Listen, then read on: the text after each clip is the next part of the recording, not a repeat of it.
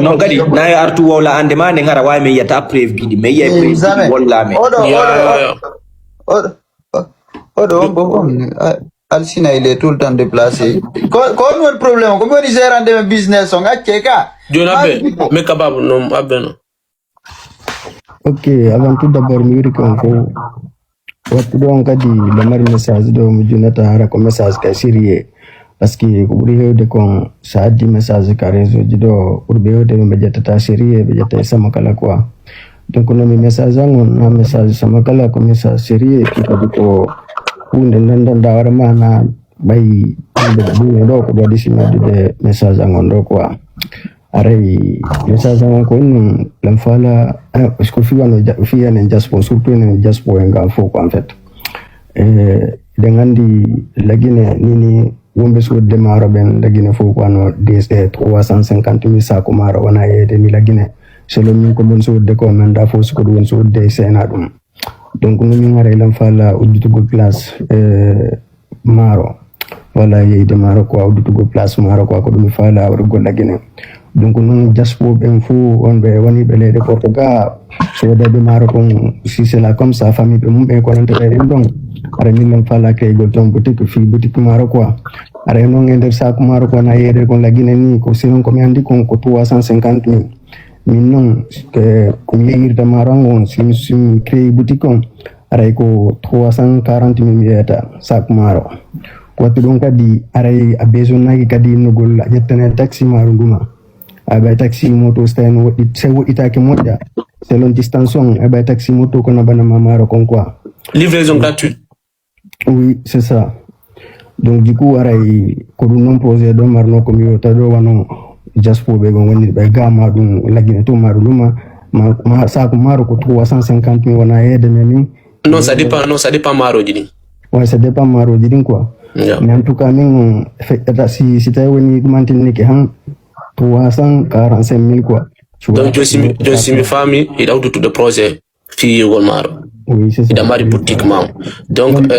boutique on taw maintenant que ni le dañino fempe de kaduma ton tout ça mais fu lagine woni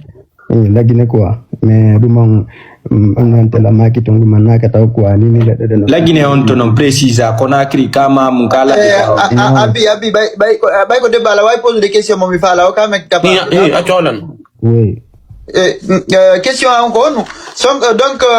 bay sa ko jimaro dinka pays ko yeyirte ko 350 ango 340 mi yeyirta kon woni avantage en fait c'est quoi l'avantage l'avantage on min en intela min mon so de non no gasa e wonbe hediti be wona gotun quoi. Non, c'est pas ma réponse. Peut-être tu n'as pas compris la question. Mais inni Alcina. OK, vas-y. OK, tu gardes. Ida uti projet fi boutique ida fala client ko ye ko londa min ide an bon mi anda on da série de projet mais aro ina ida mari boutique maro et puis c'est tout l'année. Ah merci, ça vaut 10,000 différence. Donc mais de là qui devient anda ko non duma ara c'est pas y a pas non il fait la mono photo toni quoi. Donc c'est normal que Alcina ka wanda do ni garto me mutu to ba. Non, en fait si goddo pose anima de question hunde yetende 3 an telan 10,000 aya mande 5,000 kono burama ko de dinon didi on fo ko ono da ko tuma o yabula an woli da do no yandu kono way ko si goddo yeyi lan goddo 10,000 o yeyi ma 9,500 kono woni ani min ko mi do me capable anga fala fodorgol on 240,000 si yawo ya client nyebike remonta non ko ami fami polore mais andi min ko min tama abotu min ko min tama fami ka inu da fala utugo boutique ono wano ene wombe be ngero ko men soutene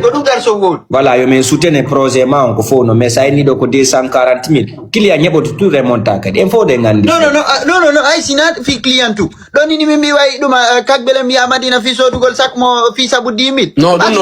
ngadata client ide jami dum do ngadata client 10,000 non nata ko quoi tu vois 10,000 ko ta kitata ko no billah wallahi je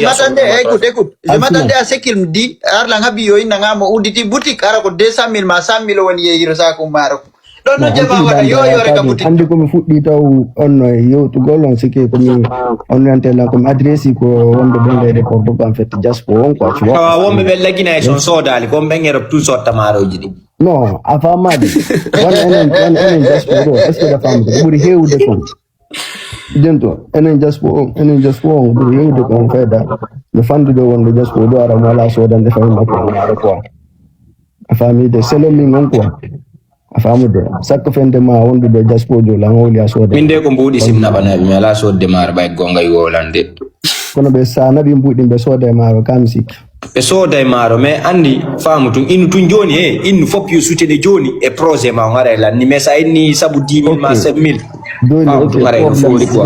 Joni andi kono me capable ya wada boutique ma compte quartier mbono de Conakry commune lambanji vaji kudu tu boutique ma sarja mara hewa la ni wada publicité boutique ma c'est mieux quoi en fait jiwo ko non landi kilega ko bara ko contact mari en Afrique ton inakala hare fala be da wa commune ko ma be duitana be ja no fo kadi c'est une bonne idée no donc bon projet et bon sens garçon investir ko landi kilega o stay ko bara yeta ka ko India fopu yede ton quoi fopu yede awana jiwe yidi ko bara fopu no yede India yes no min ko India mi dio ni ko maro da novel talandi donc waray comme ko jodo no to moxé vas-y no notre mosquée n'a pas de tapis no me wada dum kono ko binde suuma yon quoi me wada dum no yo rekat kene we ite ko panika mendo to kindi mendo me de mari to projet do taw ni taw donc fi jum no be itu gatte den taw kene gatte de we ite gatte den kene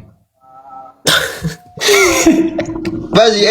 mec capable mais si j'ai eu à te décevoir je suis vraiment désolé mais maintenant il faut juste poser des questions non c'est normal ko débat on a ko ko réseau diga wonden ko en de ngandi dira ko ne meden quoi merci beaucoup